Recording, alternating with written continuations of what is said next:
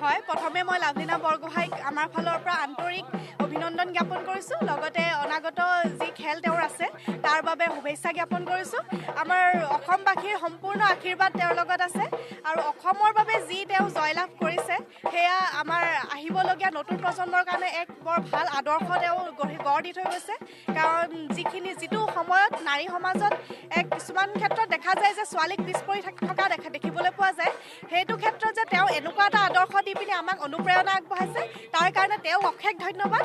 আৰু এয়া আশা কৰিছোঁ, ভগৱানৰ ওচৰত মই কামনা কৰিছোঁ, মই প্ৰাৰ্থনা কৰিছোঁ আমি যাতে তেওঁ অনাগত দিনত আৰু ভাল ফল দেখুৱাই আমাৰ অসমৰ বাবে, ভাৰতৰ বাবে একেবাৰে বিশ্ব জয় কৰি যেন আমাৰ মাজলৈ উভতি আহে। খুব ভাল লাগিছে। আচলতে আমি ভাষাৰে বুজাব নোৱাৰা এটা পৰিৱেশ ইয়াত সৃষ্টি হৈছে।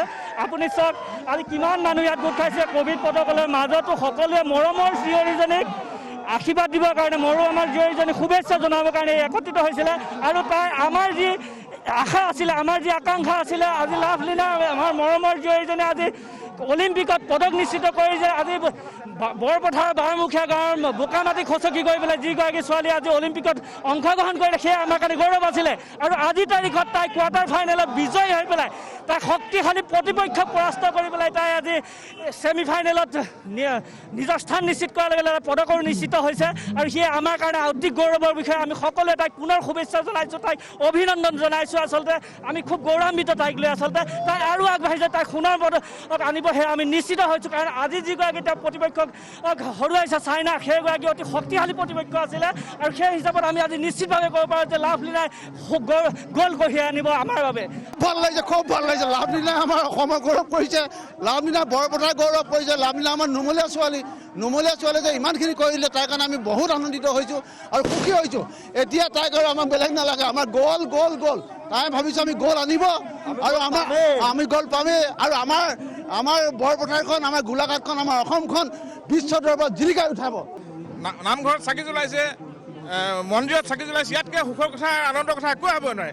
যিগৰাকী লাভলীনাই বোকা পানী খচকি পেলাই প্ৰেক্টিছ কৰিছিল, সৰুৰ পৰা বহুত কষ্ট কৰিছিল আৰু বিনা বক্সিং ৰিঙত বাহিৰত গৈ পেলাই শিকি পেলাই আজি যি কষ্ট কৰি পেলাই যি সপোন আছিল, এই সপোনটো বাস্তৱত পৰিণত হ'বলৈ গৈ আছে।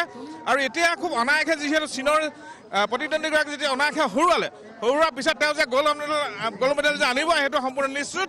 আৰু এতিয়াও অসমৰ ৰাইজৰ সম্পূৰ্ণ আশীৰ্বাদ আছে আৰু তেওঁ গ'ল্ড মেডেল আনিবলৈ সক্ষম হ'ব, আমি সম্পূৰ্ণ আশাবাদী। আমাৰ লাভলীনালৈ অশেষ শুভেচ্ছা থাকিল আৰু আমি সত্ৰবাৰ আমি আশীৰ্বাদ দিছোঁ তেওঁ যেন আৰু আগবাঢ়ি যাওক, আমাক শান্তি দিয়ক, আমাৰ অসমক শান্তি দিয়ক। আমি এইটোৱে ভাল পাওঁ, আমাৰ ছোৱালীটাই অতি আগ্ৰহে পাৰ হৈ যাওক। আমাৰ অসমৰ লাভলীনা তাই, আমাৰ অসমৰ কাৰণে তাই যিখিনি গৌৰৱ কৰি আহিছে তাতকৈ আমাৰ অসম লাভলীনাক আমি অন্তৰৰ পৰা আশীৰ্বাদ দিছোঁ, তেওঁ যেন অসমলৈ আৰু ইয়াতকৈ সুখ খ্যাতি লাভ কৰি আনে, এই আশীৰ্বাদ আমাৰ ফালৰ পৰা। ধন্যবাদ। আজি লাভলীনা যে ধ্ৰুৱ তৰা, আমাৰ অসমৰ যে গৌৰৱ, তেওঁ প্ৰমাণ কৰি দিছে বক্সিং ৰিঙত চাইনাক পৰাজিত কৰি। কেলৈ চাইনাগৰাকী ৱৰ্ল্ড চেম্পিয়ন হৈছিলে, তেওঁ এই প্ৰতিদ্বন্দ্বিতা কৰি যোৱাবাৰ হাৰিছিলে। কিন্তু আজি তেওঁ এই সফলতাই আমাক গৌৰৱ অনুভৱ কৰাইছে অসমীয়া হিচাপে প্ৰথম, আৰু অসমৰ মানচিত্ৰত যাতে ভাৰতবৰ্ষত জিলিকাব তেখেতে সক্ষম হৈছে, তাৰ কাৰণে আমি অত্যন্ত গৌৰৱান্বিত। আৰু অসম চৰকাৰক আমি এই সুযোগত আমি ক'ব বিচাৰিছোঁ যে উঠি অহা প্ৰজন্মক কোনো কৃপিনানি নকৰি অনাগত দিনত যে শৈক্ষিক দিশত আগবাঢ়ি যায়, সেইটো কাৰণে কিন্তু অসম চৰকাৰে ব্যৱস্থা ল'বলৈ লাগে। আমাৰ তাৰ এই লীলাবাইবাসী ৰাইজ হৈ আমি তাকে আহ্বান জনাইছোঁ। অনুভৱটো কি, অনুভৱটোতো কৈয়ে আছোঁ, আমি যথেষ্ট উৎসাহী, কাৰণ নিজৰ ছোৱালীজনী আগবাঢ়ি গৈছে, আমি যথেষ্ট উৎসাহী।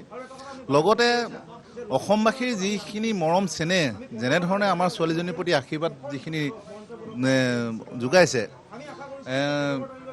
তাৰ কাৰণে মই অসমবাসীৰ ওচৰত চিৰঋণী হৈ থাকিম আৰু কৃতজ্ঞতা প্ৰকাশ কৰিছোঁ। তেওঁলোকৰ আশীৰ্বাদে আজি আমাৰ ছোৱালীজনী আগবঢ়াই নিয়াত সহায় কৰিছে বুলি। আৰু এটা কথা টিকেন্দা, আজিৰ যি সফলতা, সেই সফলতাৰ আঁৰত আপোনালোকৰতো স্বীকাৰ কৰিবই লাগিব। তাৰ লগত ভৱলানন্দ লাহনজী চাইড নিৰ্বাচনৰ ক্ষেত্ৰত তেওঁৰ যিটো সহযোগিতাতে আপুনি নিশ্চিতভাৱে মানিব লাগিব। আমাৰ ছোৱালীজনীৰ প্ৰথম সফলতাৰ ক্ষেত্ৰত আমাৰ বৰপথাৰৰ যিজন যুৱক প্ৰশান্ত দাস, তেওঁৱে প্ৰথম আগবঢ়াই নিছে, প্ৰথম গুৰু। আৰু পিছত যেতিয়া বৰপথাৰ হাইস্কুলৰ গাৰ্লছ হাইস্কুলৰ শাৰীৰিক নিৰ্দেশক ভৱানন্দ লাহন আৰু সেই স্কুলৰে শিক্ষক শিক্ষয়িত্ৰীসকল প্ৰধান শিক্ষকে আদি কৰি সকলোৰে অৰিহণা আছে। সকলোৱে সেই ক্ষেত্ৰত তাইক আগবঢ়াই দিয়াত যথেষ্ট অৰিহণা আছে আৰু সেইখিনি আমি স্বীকাৰ কৰিবই লাগিব।